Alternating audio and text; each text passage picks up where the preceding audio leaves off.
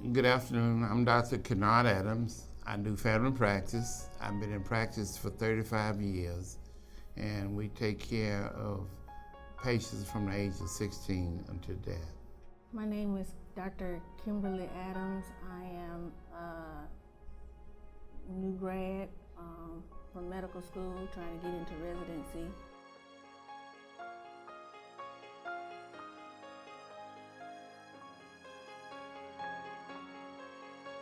My parents found out I had sickle cell at the age of 6 months, and soon after that I started getting blood transfusions. We lived in Jackson, Mississippi at the time, so once we moved over here, I had to get another doctor who was taking care of my sickle cell, and he did that until I was the age of 21. My pain early on was in my stomach, abdomen.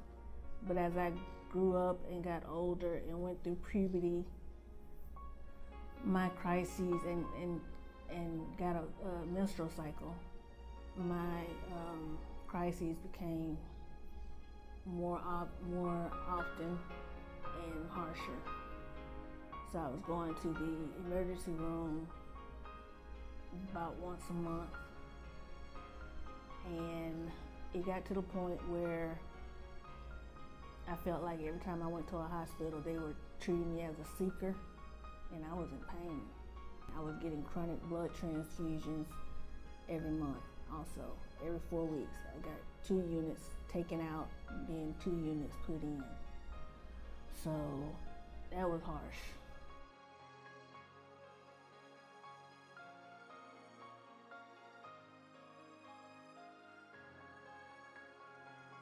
They have restrictions on what they can do, like they can't go out and play sports and do a lot of stuff the other kids do. I think they require a little more help, a little more attention than a kid who's perfectly healthy. And so that was part of what we have to deal with. Sickle cell is a anemia caused by the breakdown of blood cells, the sickle cells. So they're fragile and they don't carry oxygen very well. So eventually they get destroyed. And because they get destroyed, you become anemic. And my hemoglobin would go down to 7. And normal for menstruating female is 14 to 16. Well, blood is needed every day for many different reasons, and we don't get enough blood donated, especially from the Afro-American community. So this is a kind of asking patients to consider giving blood more often, because we need a lot of blood also.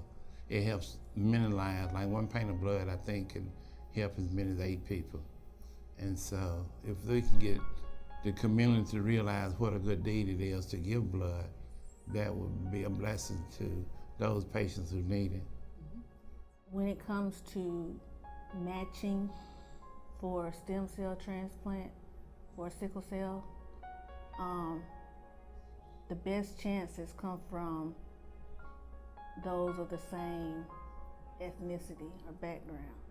So if more African Americans gave blood, they could be matched with somebody, they could possibly be matched with somebody that has sickle cell and needs a transplant. Kim was kind of blessed because she had one of my best friend's wife donated her blood specifically for Kim for years. And so she got the same blood from the same person for years. I've been blessed. I've had, when we were in Jackson, one man gave every month when I was only 1 or 2, and he gave religiously every month to make sure I got it. And then, like you said, I've had family members, friends to donate, direct donations. Giving blood increases the chances exponentially by to match someone. So we're seeing more and more sicklers now who are aging because of changes in medical and in treatment. What if people hadn't given blood? I wouldn't be here because that was my lifeline. Yeah. I would get so weak that I would have to miss school. The blood donations are very critical for sicklers. They try to hold out on giving sicklers blood because once we start, we can't stop because it's an every month thing, especially when you have a cycle. It's critical. I'm asking and begging for you to give.